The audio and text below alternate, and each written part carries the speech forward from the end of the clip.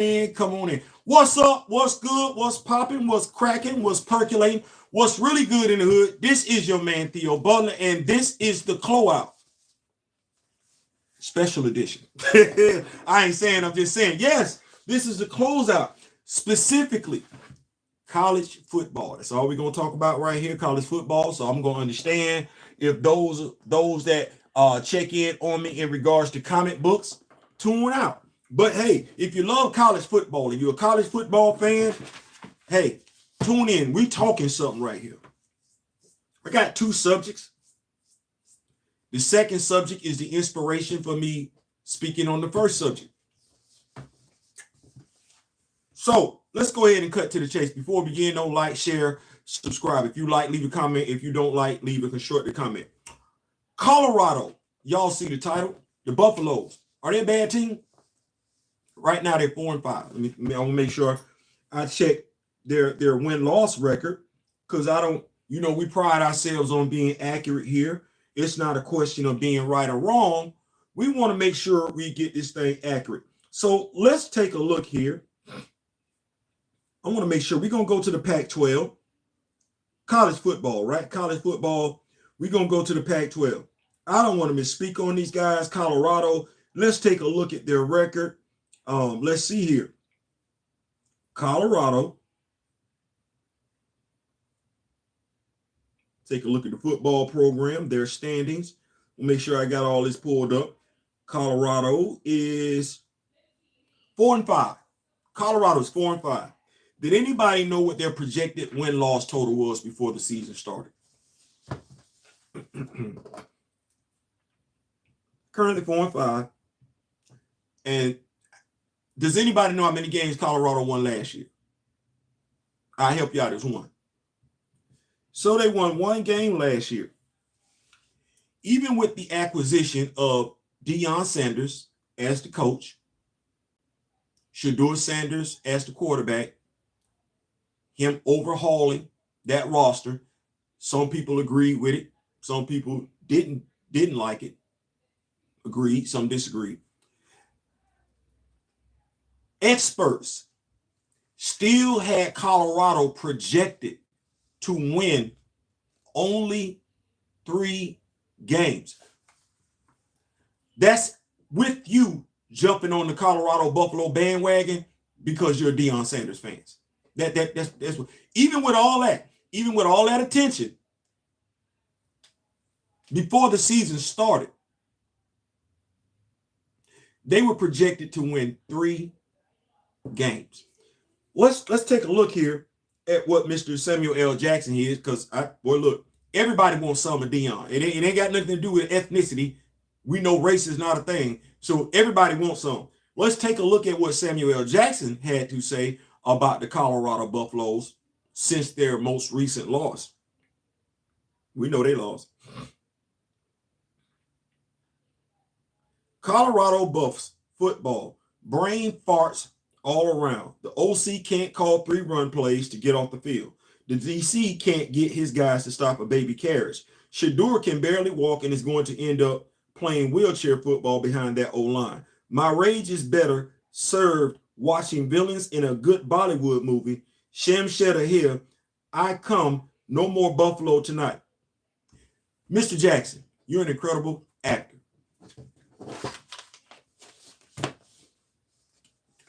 Let me say it one more time. You are an incredible actor. You are. There's nothing that anybody. I saw snakes on the plane. I had some people had something to say. No. I like snakes on the plane.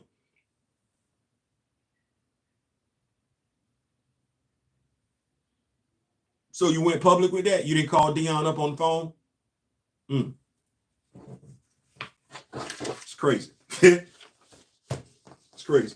What other coach? Norvell. Oh, there was a coach at Colorado State. There was another brother. He didn't call Deion either. He did exactly what you did. Black man, without thinking twice, without giving the thought you should before you speak, you just blast the brother. Well, I'm going to go back to it. What was their projected win-loss total before the season started? It was 3. What you mad about? No, dead ass, because revisionist history, you think they are better than what they are. No. They were only picked by experts. You know what that means, Mr. Jackson? They were picked by people that know football better than you do in regards to what their win-loss total was going to be, regardless of who was the head coach, regardless of who the quarterback was. The experts didn't care. They saw the talent. They weren't fixated on who was the head coach. They weren't fixated on who was the quarterback. They looked at the overall roster, and based on the overall roster, after Deion Sanders got there, Ozmaker said they're only going to win 3 games. How many have they won? It's a rhetorical question. See, I'm a football fan. I'm not a football fanatic. I'm following Colorado because I like Deion Sanders, but I'm not putting any unfair expectations on Colorado because of Deion Sanders. You got to ask yourself if you did that. I think way too many have done that, trying to ride the coattail of Colorado. You're a football fanatic. You're not a football fan. You're not a football analyst. You don't follow football like that. You think because you like a team, that's all that matters. No, you got to go in there, dig around, see what's going on the recruiting trail, see what's going on the transfer portal, see what the coaching staff look like. Yes, you need to look at the offense and defense coordinator. Yes, you need to take a look at all of that. You need to look at returning starters. Well, guess what? The experts looked at all of that, and even after every damn thing Deion Sanders did, Colorado was still only projected to win 3 games. I'm going to say it one more time. They won 4. And if I take a look here at their schedule, let's do that. Let's take a look at Colorado's schedule real quick. Let's see who they have remaining on their schedule. 1 second here. So we're going to take a look at Colorado. They are currently sitting at 4-5. They won 1 conference game. So they have games remaining against Arizona, Washington State, and Utah. 2 of those games are winnable. Don't mean they're going to win them. I'm not suffering from revisionist history. Low key, based on their record, y'all not going to like this one. Based on their record, they only won 1 game last year. Based on their record, this is a successful season. It ain't what you want, but what are you doing to help?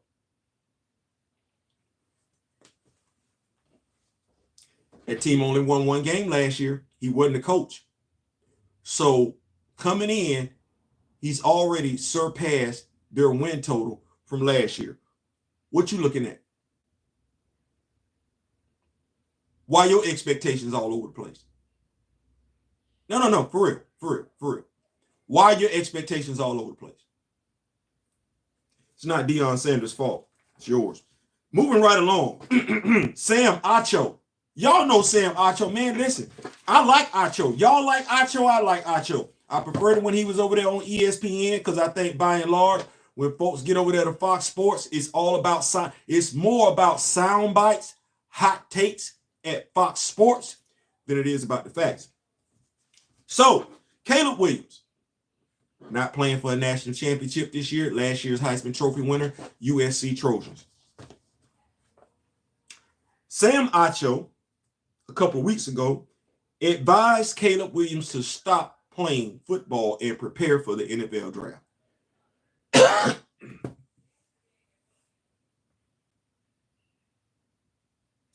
I understood what he meant when he said that. Essentially what he was telling Caleb Williams, he personally has nothing else to play for.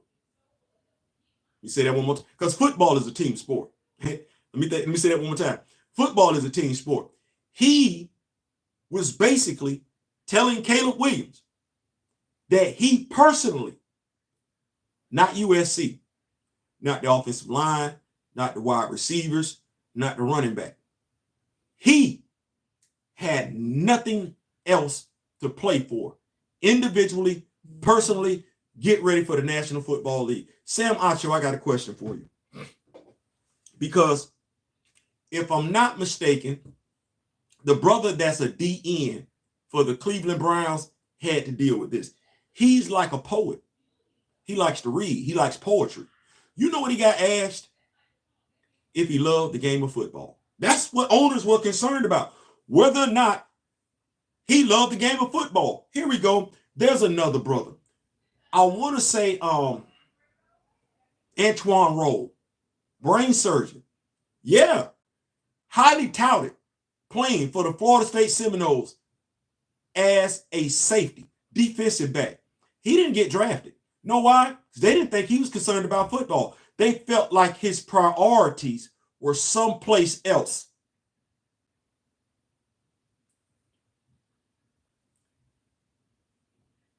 Caleb Williams quits on his team, whether it's in his best interest or not. As a teammate, do I want him playing with me? When it's about him, is he going to be unselfish and make it about the team? Or is he going to check out and make it about him? I don't like selfish-ass football players. Truth be told, history don't give two damns about them either. We've seen way too many video clips of selfish-ass football players, and most of those play the wide receiver position. You know that. You played the game as a professional. I didn't. You know that. You played the game as a collegiate. I didn't. But we both played the game as high school students, though. You sell out for your teammates. You put your personal stuff to the side to get the W. USC's only lost 2 games, by the way. Only 2. Last I checked. Hold on. I could be wrong because, damn, what happened on Saturday? Right. So,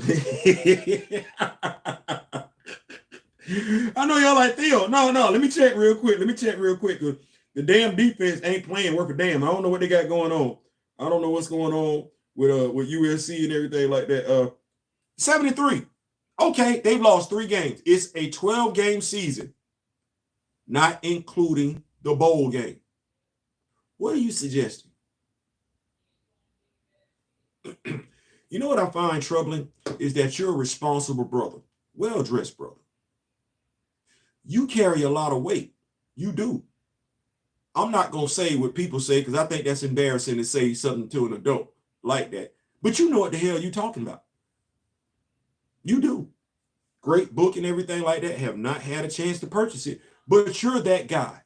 You can't be that irresponsible. Let me say that one more time. You're that guy. Folks are going to listen to you. You cannot be that irresponsible. You can't. Because that attitude that you're telling him to embrace, what's to stop a quarterback from embracing that attitude when their team has nothing else left to play for during the regular season? Oh, because it's a 17-game season, right? Let's say my team is sitting at 6-10. My contract up. I'm a free agent at the end of the season. What would you advise me? What would you advise that quarterback to do, Acho? The quarterback who's on a losing football team and is a free agent on the upcoming season. Would you advise that quarterback to go home? Sit? Prepare for free agency? Is that what you would advise? Or is it different because it's professional football?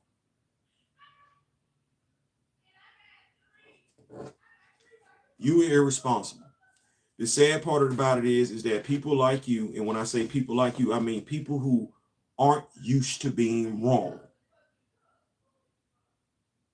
who low-key, you see yourself as that guy.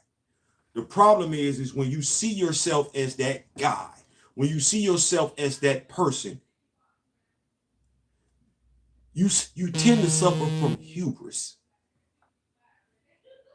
You do too much. You say too much. And you got too much ego, too much pride to walk it back. Samuel L. Jackson, Sam Acho, crazy. Y'all got Sam right there. Do better. Do better. There are a lot of people looking at you. Do better. Don't be college football casuals. Don't be college football fanatics. At the very least, be a college football fan. Most, be an expert on college football. It's not hard. You're going to have to sacrifice some time from the other stuff that you're doing. But at the end of the day, you don't give hot takes that have people saying like me, stay in your lane. You're an actor. Stay right there. Stay right. And you do commercials, voiceover work. Stay right there. Leave the college football to the college football expert. Sam Acho, you don't care about college football as much as you care about Sam Acho. Let's be clear. And you have a right to, because Sam Acho working with something. Stay in your lane. Stay in your lane. You're not a scout. You're not an agent. It's not for you to advise those kids, young men, what they need to be doing. They got parents, they got coaches, they got counselors, they got advisors, they got agents, they got friends. All of whom, to a degree, got his best interest in mind more so than you do, because they're actually talking to him. I ain't saying, I'm just saying. Listen, that's my time. Click, like, share, subscribe. If you like, leave a comment. If you don't like, leave a constructive comment. We've already dropped 2 comic book reviews today. We're going to drop some more and everything like that. But college football, ain't no other time of the year that I enjoy better than this time of the year right here. I ain't saying, I'm just saying. Peace.